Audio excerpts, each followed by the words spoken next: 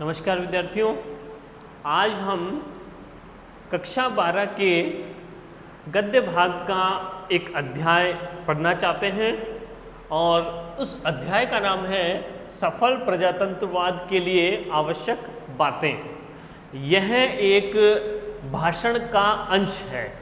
किसका भाषण है? डॉक्टर भीमराव अंबेडकर। ठीक है, डॉक्टर भीमराव अंबेडकर ने जो एक भाषण दिया था उसका एक अंश, एक भाग हम यहाँ पढ़ना चाहते हैं। और इस स्पीच में, इस भाषण में बताया गया है कि प्रजातंत्रवाद को सफल बनाने के लिए कौन कौन सी बातें हमें ध्यान में रखनी चाहिए। ठीक है, इस चैप्टर का पहला भाग हम यहाँ पढ़ेंगे। सबसे पहले हम बात करते हैं लेखक की। तो भीमराव अंबेडकर जो हैं, इनका नाम सुनते ही हमें ध्यान में आ जाता है कि ये भारत के संविधान के निर्माता हैं। और कभी कभी हम ऐसा भी मान लेते हैं कि ये भारत के संविधान सभा के अध्यक्ष भी हैं, ऐसा भी मान लिया जाता है। तो समझते हैं कि इनका जन्म हुआ है 1891 ईस्वी में और इनका निधन हुआ है 1956 में। उसके बाद हम बात करेंगे कि ये प्रथम कानून मंत्री रह चुके हैं। जब भारत स्वतंत्र हुआ तब ये सबसे पहले कानून मंत्री बने और भारत का संविधान डिजाइन करने के लिए, निर्माण करने के लिए बहुत सी समितियां बनाई गई। और उस संविधान सभा के जो अध्यक्ष थे डॉक्टर राजेंद्र प्रसाद थे। संविधान सभा के अध्यक्ष डॉक्टर राजेंद्र प्रसाद थे। लेकिन कई बार हम डॉक्टर भीमराव अंबेडकर को भी इस संविधान सभा का अध्यक्ष मान लेते हैं। क्यों मान लेते हैं? क्योंकि ये इन संविधान सभा के निर्माण में भीमराव अंबेडकर का एक विशेष रोल था, महत्वपूर्ण रोल था। क्यों? क्योंकि संविधान सभा के लिए बहुत सारी समितियां बनाई गई और उस समितियों में एक जो विशेष समिति थी वो समिति थी प्रारूप समिति या ड्राफ्ट बनाने वाली समिति। ठीक है, उस महत्वपूर्ण प्रारूप समिति के अध्यक्ष थे डॉक्टर भीमराव अंबेडकर। ठीक है, तो संविधान सभा की प्रारूप समिति के अध्यक्ष थे और उस प्रारूप समिति का एक महत्वपूर्ण रोल था। संविधान की रीढ़ की हड्डी उसको कहा जा सकता है। ठीक है, तो इसलिए भीमराव अंबेडकर का संविधान निर्माण करने में एक बड़ा महत्वपूर्ण रोल है। उसके बाद में इन्होंने क्या किया? समता मूलक तथा प्रजातांत्रिक मूल्यों की स्थापना में विशेष योगदान दिया। और ये एक कह सकते हैं दलित परिवार से संबंधित थे और इसी कारण उनको जाति पाति और छुआछूत से, अस्पृश्यता से उनको एक बुरा अनुभव प्राप्त हुआ। उनको जगह जगह उनको नकार दिया गया और जाति निम्न होने के कारण, ठीक है, समाज द्वारा उनको साइड में कर दिया गया।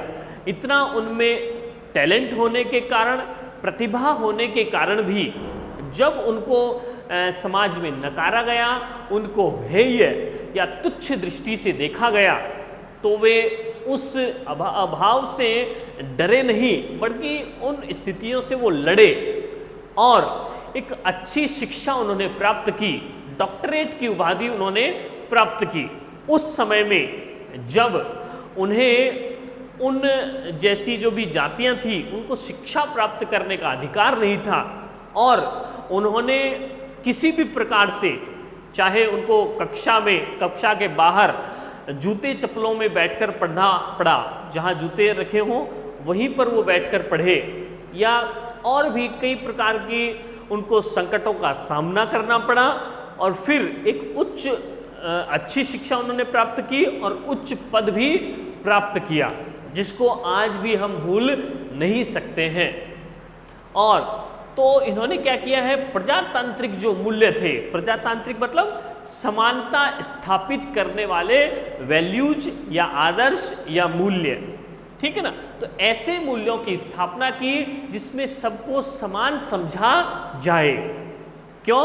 क्योंकि ईश्वर ने जब सबको समान बनाया है, सबका जो ब्लड है, खून है, सबका एक ही रंग का है, तो उनको जाति के आधार पर बांटा जाना बिल्कुल असंगत है, गलत है। तो इसलिए उन्होंने विशेष योगदान दिया सबको समान घोषित करने के लिए, और बहुत सी रचनाएं जो इन्होंने लिखी उनमें इन्होंने क्या किया, उस जाति पाति के बारे में, स्पर्शता के बारे में कटाक्ष किया है। ये कुछ प्रमुख रचनाएं इन्होंने लिखी हैं, जैसे द अनटचेबल्स या हु आर द शूद्रास, इस प्रकार की रचनाएं इन्होंने लिखी है जहां जाति प्रथा पर व्यंग्य किया गया है। ठीक है, तो ये इनकी रचनाएं हैं, ठीक है, ये इनका योगदान है और ये इनका जीवन परिचय है। ठीक है, तो ये हो गया हमारा लेखक का परिचय। अब बात करते हैं इस चैप्टर की। इस चैप्टर में क्या कहा गया है? इस चैप्टर में बताया गया है प्रजातंत्रवाद की सफलता के लिए आवश्यक बातें। ठीक है, तो उसके लिए सबसे पहले हमको समझना पड़ेगा कि ये प्रजातंत्रवाद क्या है। ठीक है, उसके बाद हम देखेंगे कि इसकी सफलता कैसे निर्धारित हो सकती है। सबसे पहले हमको समझना है प्रजातंत्र शब्द। ठीक है, प्रजातंत्र भी कह सकते हैं या लोकतंत्र भी या जनतंत्र भी, एक ही बात है। इसको डेमोक्रेसी कहा जाएगा इंग्लिश में। क्या अर्थ है इसका? इसका तात्पर्य है कि जनता का शासन होगा, ठीक है, जनता के द्वारा होगा और जनता के लिए होगा। सरल शब्दों में हम इसको ऐसा समझ सकते हैं कि जो जनता का शासन हो और उसी के द्वारा बनाया गया हो और उसी के लिए बनाया गया हो, तो वो शासन कहलाएगा, वो जो शासन की व्यवस्था कहलाएगी वो प्रजातंत्र कहलाएगी या लोकतंत्र कहलाएगी या जनतंत्र कहलाएगी। तो इसको और समझेंगे कि ये जो शासन है इसमें क्या होता है कि कुछ जो लोग होते हैं, समाज के जो लोग हैं, ठीक है ना, देश के जो लोग हैं, वो क्या करते हैं, अपने प्रतिनिधि नियुक्त करते हैं और फिर वो जो प्रतिनिधि नियुक्त किए गए हैं, रिप्रेजेंटेटिव्स हैं, वो देश का शासन चलाते हैं। ठीक है, तो इस प्रकार से जनता द्वारा चुने गए लोगों से जो चलने वाला शासन होता है वो क्या कहलाता है? प्रजातंत्र कहलाता है। और भारत में क्या है? अप्रत्यक्ष प्रजातंत्र है। ठीक है ना, क्योंकि जनता शासन नहीं चलाती है, ठीक है ना, जनता नहीं चला रही है, बल्कि जनता द्वारा जो प्रतिनिधि नियुक्त किए गए हैं, हम उनको एमपी कह सकते हैं, सांसद कह सकते हैं या एमएलए कह सकते हैं, विधायक भी कह सकते हैं, सांसद और विधायक। ठीक है, तो इन लोगों को कौन चुनता है? जनता चुनती है, देश के लोग चुनते हैं, सभी लोग चुन करके उनको बनाते हैं और फिर इनमें से ये जो लोग हैं वो सरकार बनाते हैं, ये राज्य की सरकार बनाते हैं, ये देश की सरकार बनाते हैं इनमें से। तो इस प्रकार से तो हम कह सकते हैं कि जनता द्वारा कुछ लोगों को चुनकर प्रतिनिधि बनाया जाएगा और वो प्रतिनिधि जो होंगे वो उस देश को चलाएंगे, उस देश का संचालन करेंगे। तो इसलिए इन एमपी और एमएलए को किसने चुना है? जनता ने। ठीक है, इन लोगों को जनता ने चुना है, इसलिए ये जो लोग हैं ये जनता के प्रति जवाबदेही इनकी होनी चाहिए।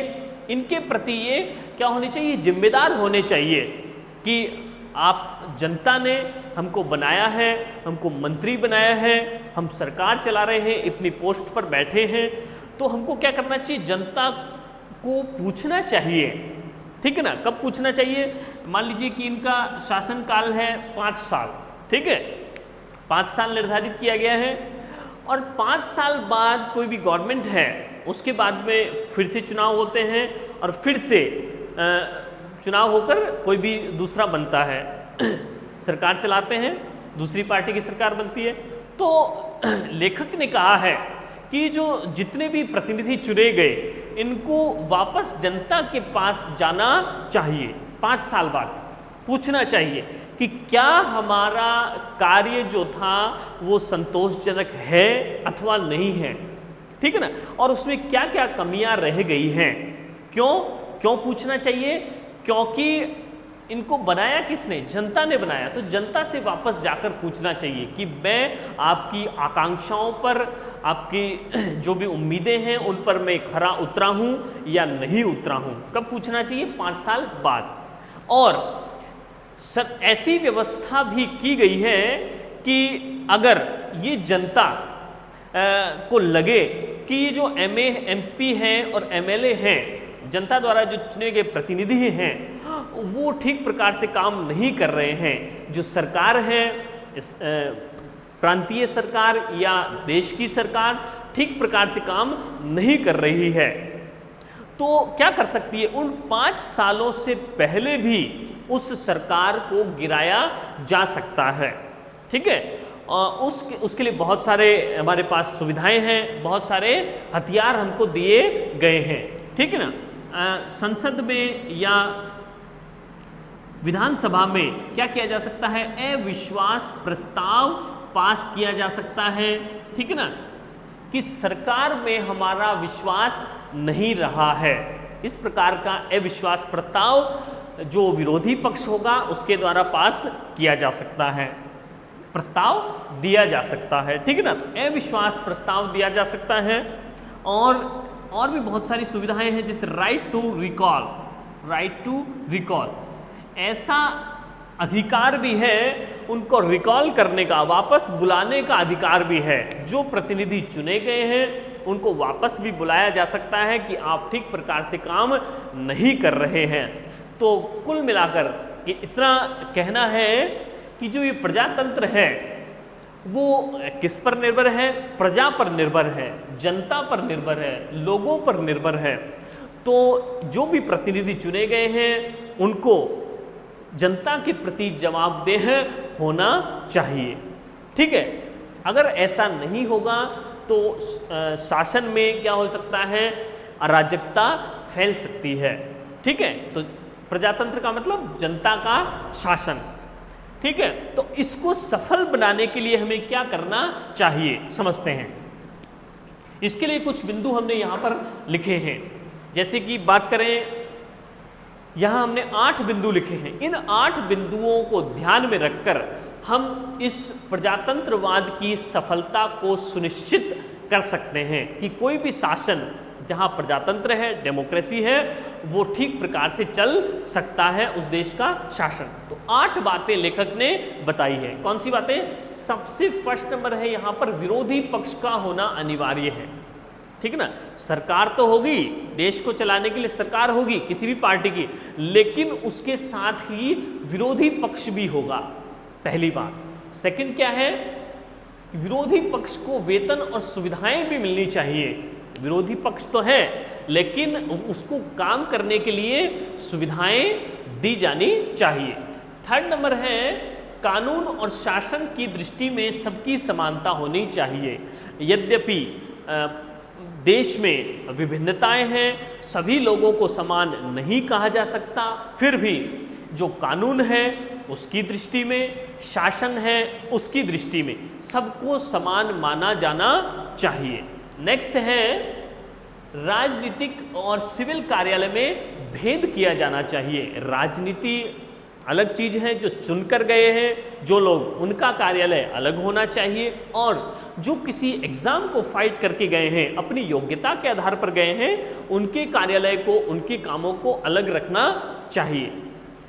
फिफ्थ नंबर है विधान संबंधी नैतिकता। विधान का मतलब कानून। कानून के संबंधी हमको क्या करना चाहिए? उसको, उसके कानून के प्रति हमको श्रद्धा रखनी चाहिए। सर्वोपरि मानना चाहिए किसको? कानून को। कानून से बड़ा कोई भी नहीं है। नेक्स्ट है अल्पमत पर बहुमत का अत्याचार नहीं होना चाहिए। हो सकता है कि जो सरकार है जिस भी पार्टी की बनी है वो उसको बहुमत मिला हो, अधिक उसको सीटें मिल चुकी हो, लेकिन जो विरोधी पार्टी है अगर उसकी कम सीटें हैं तो भी उसको क्या होना चाहिए, उसको बोलने का अवसर दिया जाना चाहिए। नेक्स्ट है समाज द्वारा नैतिकता का पालन। ठीक है, समाज जो है वो भी नैतिकता का पालन करे, नीति का पालन करे। ठीक है, और लास्ट होगा हमारा सामाजिक अंतरात्मा का होना भी आवश्यक है। ठीक है, तो ये 8 बिंदुओं की हम चर्चा करेंगे। सबसे पहले बात करते हैं विरोधी पक्ष का होना अनिवार्य है। ठीक है ना, तो क्यों होना अनिवार्य है? क्योंकि इस देश को चलाने के लिए एक पार्टी होगी, किसी भी पार्टी की सरकार बन जाएगी। ठीक है, बीजेपी, कांग्रेस या जो भी है, बसपा, सपा, तो उन किसी की भी पार्टी जब बन जाएगी तो उसके साथ में एक विरोधी पक्ष भी होना चाहिए, अपोजिशन भी होना चाहिए। क्यों होना चाहिए? जिस प्रकार कहा गया है कि निंदक नियरे राखिए आंगन कुटी छवाए और बिन पानी साबुन बिना निर्मल करे सुभाए। तो जो निंदक होता है, निंदक मतलब निंदा करने वाला, वो क्या करता है, बिना पानी और साबुन के हमारे स्वभाव को निर्मल कर देता है, हमारे मन की जो गंदगी है उसको दूर निकाल देता है। ठीक है ना, निंदक हमें हमारी कमियां बताएगा, अरे यार तो ऐसा है ऐसा है, तो ये जो निंदक होगा वो हमारी कमियां बताएगा और इस प्रकार उन कमियों को हम समझते समझते उनको हम दूर कर सकते हैं। तो ये निंदक भी होना चाहिए, कमी निकालने वाला भी होना चाहिए। अगर विरोधी पक्ष नहीं होगा, ठीक है, अपोजिशन पार्टी नहीं होगी, तो क्या होगा, ये जो भी पार्टी सरकार में है, सत्तारूढ़ है, सत्ता पर आरूढ़ है, सत्तारूढ़ जो पार्टी है, जिसको भी सत्ता मिली हुई है, कुर्सी मिली हुई है, वो पार्टी क्या करेगी, वो अपनी मनमानी से शासन चलाएगी।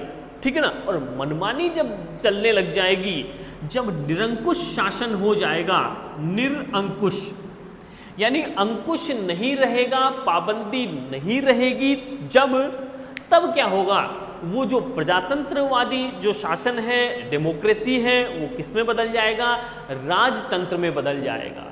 ठीक है, राजा का शासन हो जाएगा, वो तो जैसा उसने बोल दिया वैसा ही करना पड़ेगा, जनता का कोई रोल नहीं रहेगा।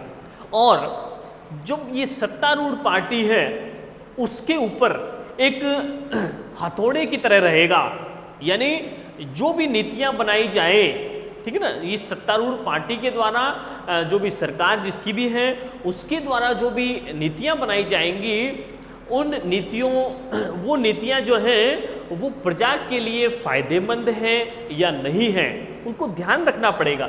जब भी वो नई नीतियों का निर्माण करेंगे वो ध्यान रखेंगे। क्यों ध्यान रखेंगे? क्योंकि उनके ऊपर एक हथौड़ा रहेगा। किसका हथौड़ा? विरोधी पार्टी का हथौड़ा। और जब भी वो कमी करेंगे, सत्तारूढ़ पार्टी के जो भी लोग होंगे, सरकार जो भी कमी करेगी, ठीक है ना, कुछ इधर उधर जाएगी, तो वो हथौड़ा उनके पर पड़ सकता है, गिर सकता है। तो इसलिए यहाँ पर क्या होना चाहिए, जो सत्ता है, सरकार जिसके पास है, उसके साथ में विरोधी पक्ष भी होना चाहिए। क्यों होना चाहिए? सरकार की कमियों को बताने के लिए और उनमें सुधार करने के लिए। अगर ऐसा विरोधी पक्ष नहीं होगा तो जो सरकार होगी वो निरंकुश हो जाएगी। निरंकुश किस प्रकार? जिस प्रकार एक हाथी होता है, हाथी विशाल हाथी होता है, बड़े आकार का होता है। अब उसके लिए उसको संभालने वाला एक महावत होता है। तो वो महावत क्या करता है, एक अंकुश के माध्यम से उसको कंट्रोल करता है, नियंत्रित करता है। और उस पर अंकुश नहीं होगा तो वो क्या हो जाएगा, हाथी निरंकुश हो जाएगा। ठीक है ना, अंकुश से तो उसको कंट्रोल किया जा सकता है, पकड़ा जा सकता है, लेकिन अंकुश नहीं होगा तो वो निरंकुश हो जाएगा और उस हाथी को वो महावत, वो व्यक्ति कंट्रोल नहीं कर पाएगा, नहीं पकड़ पाएगा। उसी प्रकार अगर सरकार पर अंकुश नहीं रहेगा तो वो निरंकुश सरकार हो जाएगी और अपनी मनमर्जी करने लगेगी। नेक्स्ट, विरोधी पक्ष को वेतन और सुविधाएं भी मिलनी चाहिए। अगर विरोधी पक्ष है, अपोजिशन पार्टी है, तो वहां पर उनको सुविधाएं भी मिलनी चाहिए कि आप सरकार की कमी निकालो। जो भी नई पॉलिसी बनाई है, मान लीजिए कोई शिक्षा नीति बनाई है, जल नीति बनाई है, कोई भी हो, तो उसमें आप कमी निकालो। ठीक है, तो कमी निकालने के लिए क्या चाहिए?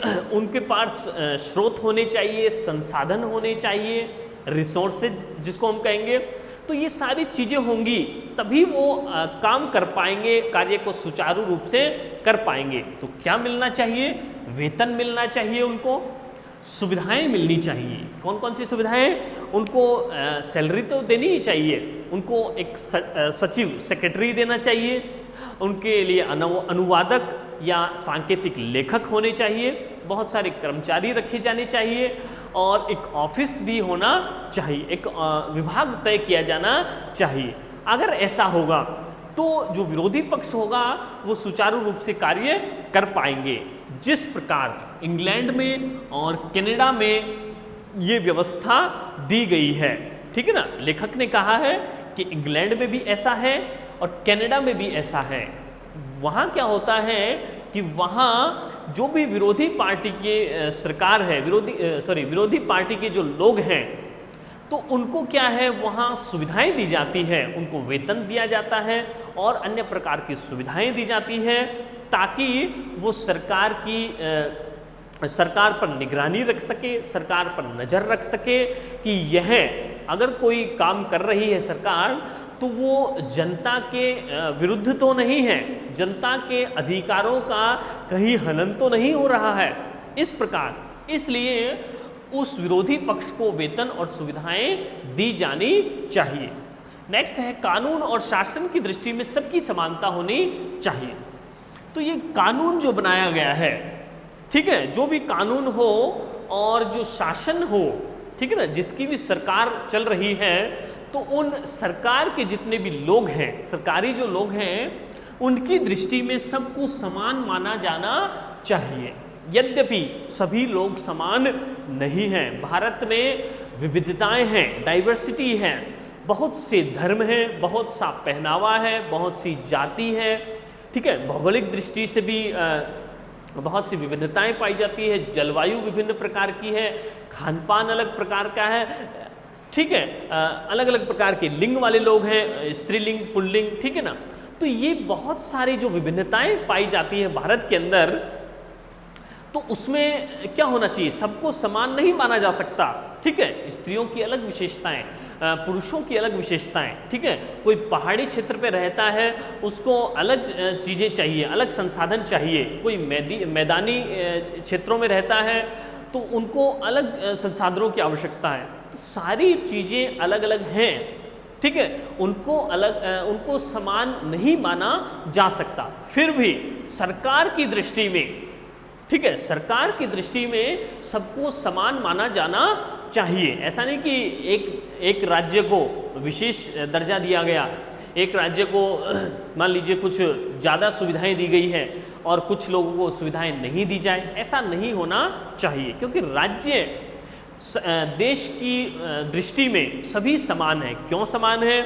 क्योंकि जो व्यक्ति वयस्क हो जाएगा, 18 वर्ष से ऊपर जो हो जाएगा, वह व्यक्ति क्या होगा, वो चाहे हिंदू धर्म का हो, चाहे मुस्लिम धर्म का हो, या किसी भी जाति का हो, या स्त्री हो, पुरुष हो, ठीक है, बीमार हो, स्वस्थ हो, किसी भी प्रकार का हो, वो क्या होगा, उसका जो वोट होगा, उसका जो मतदान होगा, उसका वोट का जो मूल्य है वो सेम ही रहेगा, सेम है, ठीक है, चाहे वो छोटा हो बड़ा हो, ठीक है। तो इस प्रकार से सभी लोगों का मूल्य समान है, इसलिए समाज में, देश में सबको समान माना जाना चाहिए सरकार की नज़र में, ठीक है। इसके लिए 2 एग्जाम्पल दिए हैं लेखक ने। भीमराव अंबेडकर ने क्या कहा है कि मान लीजिए कोई हमें काम करना है, इंडस्ट्री खोलनी है, कोई हमें फैक्ट्री लगानी है, तो हमें कोई लाइसेंस चाहिए ज़मीन के लिए, या मान लीजिए कोई हम खाने से संबंधित फूड चेन हम सप्लाई करने के लिए कुछ फैक्ट्री खोलना चाहते हैं, तो फूड विभाग में हम जाएंगे, ठीक है ना, तो वहाँ हम लाइसेंस के लिए आवेदन करेंगे, एप्लीकेशन लगाएंगे कि हमें इस प्रकार से ये काम शुरू करना है और हमें लाइसेंस इस काम के लिए चाहिए। हम गवर्नमेंट में जाएंगे, सरकारी विभाग में जाएंगे, संबंधित विभाग से हम संपर्क करेंगे। तो क्या हो सकता है, लेखक ने कहा है ऐसी संभावना है कि अगर मान लीजिए सरकार जिस पार्टी की है उसी पार्टी का आदमी वहाँ चला जाए, उस विभाग में चला जाए, ऑफिस में जाए, तो उसको क्या हो सकती है, उसको क्या हो सकता है कि लाइसेंस मिल सकता है कि ये तो मेरी पार्टी का है, ये मुझे चुनाव जीतने में मदद करेगा, इसलिए इसको लाइसेंस दे दिया जाए। और जो दूसरी पार्टी का होगा, विपक्षी पार्टी से संबंध रखता होगा, विपक्षी पार्टी को वोट देता होगा, शायद संभावना है कि शायद उसको लाइसेंस ना मिले, उसको मना कर दिया जाए, उसको चक्कर लगवाए जाएं विभागों में, ठीक है ना, उसको इसी प्रकार परेशान किया जाए।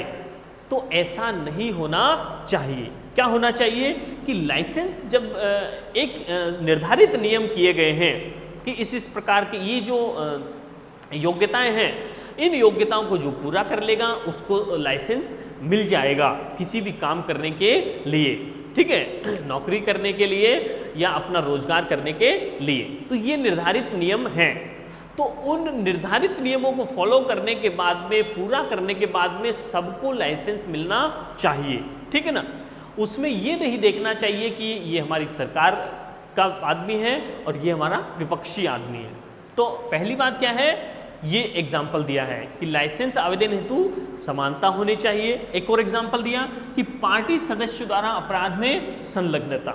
मान लीजिए कि एक व्यक्ति है जो कि पार्टी जिसकी भी सरकार है, मान लीजिए बीजेपी की है, कांग्रेस की है, जिसकी भी सरकार है, और उसी पार्टी का कोई आदमी, कोई व्यक्ति, ठीक है ना, एमएलए से संबंधित कोई हो, एमएलए से रिलेशन हो या एमपी से किसी का रिलेशन हो, और वो व्यक्ति क्या हो जाए, किसी ने एक्सीडेंट कर दिया, मान लो अपनी गाड़ी से एक्सीडेंट कर दिया, या किसी अपराध में, किसी मर्डर में वो संलग्न है, ठीक है ना, तो क्या होगा, उस एरिया का जो मजिस्ट्रेट होगा, वकील होगा, या कह सकते हैं मजिस्ट्रेट यानी जज होगा, तो वो क्या करेगा, वो उसके पक्ष में फैसला सुनाएगा।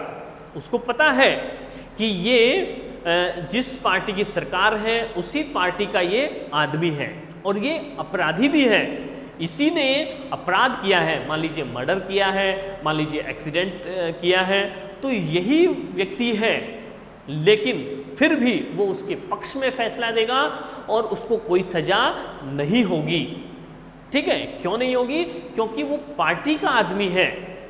और उसी प्रकार एक कोई दूसरा व्यक्ति है जो उस पार्टी से संबंध नहीं रखता है, विपक्षी पार्टी का है, हो सकता है उसको निर्दोष होते हुए भी सजा हो जाए, ठीक है। तो लेखक कहता है कि ऐसा नहीं होना चाहिए। क्या होना चाहिए, लाइसेंस आवेदन हेतु सबको समान माना जाना चाहिए, और पार्टी का सदस्य होने पर भी अपराध में अगर उसकी संलग्नता है तो उसको क्या मिलना चाहिए, उसको दोषी माना जाना चाहिए, उसको सजा मिलनी चाहिए, ठीक है।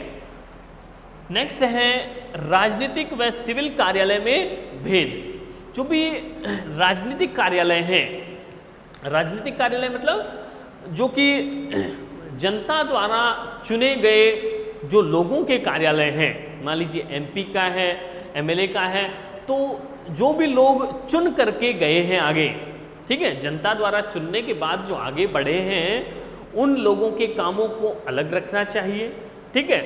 और जो लोग सिविल कार्यालय से संबंध रखते हैं, सिविल का मतलब है जो किसी एग्जाम को फाइट करके गए हैं आगे, उनका जो ऑफिस है उनको अलग रखना चाहिए।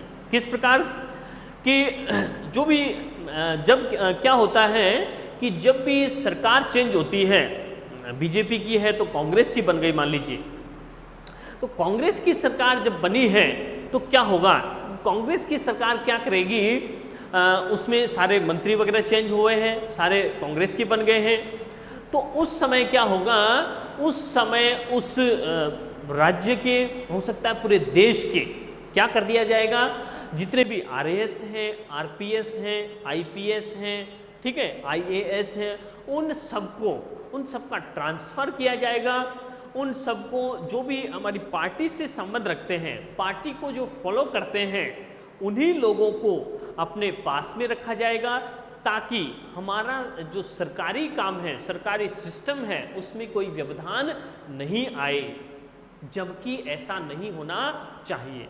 ठीक है, क्योंकि आईएएस वगैरह हैं, आरएएस वगैरह हैं, जो प्रशासनिक सेवा के जो लोग हैं, वो चुनकर गए हुए हैं। मान लीजिए जिला का कलेक्टर है, तो वो चुनकर गया, वो एग्ज़ाम फाइट करके गया हुआ है, ठीक है ना, तो उसको अलग रखा जाना चाहिए। वो उसको किसी भी पार्टी से कोई लेना देना नहीं है, चाहे बीजेपी की कांग्रेस हो, चाहे बीजेपी की सरकार हो, चाहे कांग्रेस की सरकार हो, उससे उसको कोई लेना देना नहीं है, क्योंकि वो नौकरशाह है, ब्यूरोक्रेट जिसको कहते हैं, ठीक है ना।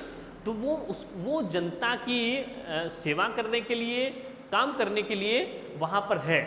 तो क्या कहा गया है कि जो राजनीतिक कार्यालय हैं और सिविल कार्यालय हैं, उनको अलग अलग रखा जाना चाहिए, ठीक है ना। तो राजनीतिक कार्यालय का मतलब हो गए जितने भी मंत्रियों का कार्यालय है, उनका काम अलग होना चाहिए, और सिविल कार्यालय का मतलब है कि जो प्रशासनिक सेवाओं के लोग हैं, उनको अलग रखा जाना चाहिए, मिक्स नहीं करना चाहिए, ठीक है ना।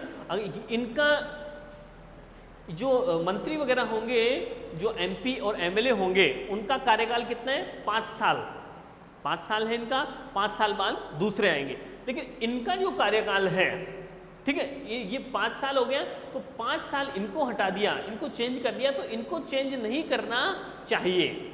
ये प्रशासनिक सेवा से जुड़े लोग हैं, इनको चेंज नहीं करना चाहिए, इनको ट्रांसफर नहीं करना चाहिए, इनके कामों को इनमें मिक्स नहीं करना चाहिए।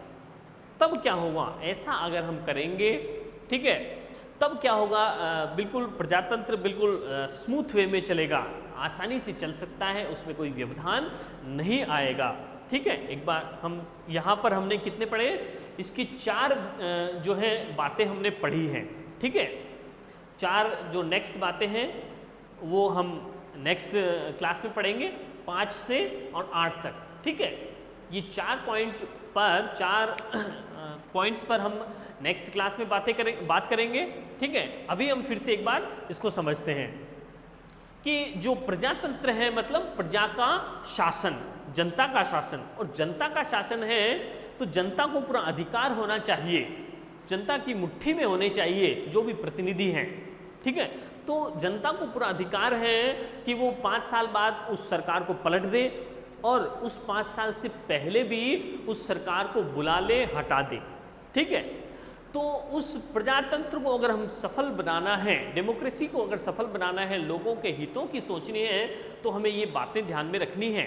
कौन कौन सी, कि हमें उस सरकार के साथ में एक विरोधी पक्ष का भी होना चाहिए, और पावरफुल विरोधी पक्ष होना चाहिए, ठीक है ना।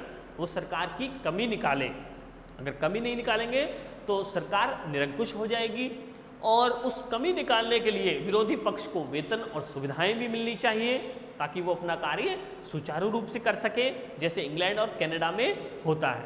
उसके बाद कानून और शासन की दृष्टि में सबको समान माना जाना चाहिए, ठीक है ना। जो भी नियम बनेंगे, जो भी योजनाएं बनेंगी, वो सबको समान दायरे में लाकर ऐसा किया जाना चाहिए। किसी को विशेष किसी व्यक्ति को विशेष पक्ष लेकर उसको कुछ विशेष लाभ नहीं दिया जाना चाहिए। नेक्स्ट और लास्ट है, राजनीतिक और सिविल कार्यालय में भेद होना चाहिए। जो भी प्रशासनिक जो लोग हैं, ठीक है, उनके कामों को अलग रखना चाहिए, मिक्स नहीं करना चाहिए, ठीक है ना। अगर ऐसा करेंगे, इस राजनीतिक और सिविल कार्यालय में हम मिक्स कर देंगे, तो क्या हो सकता है, प्रजातंत्र जो है उसको, उसमें जो व्यवस्थाएं हैं उसमें अराजकता फैल सकती है, ठीक है। प्रजा को उसमें नुकसान हो सकता है, उसके हितों को नुकसान हो सकता है, और जब प्रजा का हित अहित हो गया, अहित यानी उसका भलाई होने के बजाय उसका बुरा हो गया, तो वो क्या हो सकती है, वो सिस्टम को पलट भी सकती है प्रजा, ठीक है, तो नेक्स्ट जो 4 पॉइंट है वो अगली क्लास में हम बात करेंगे। धन्यवाद।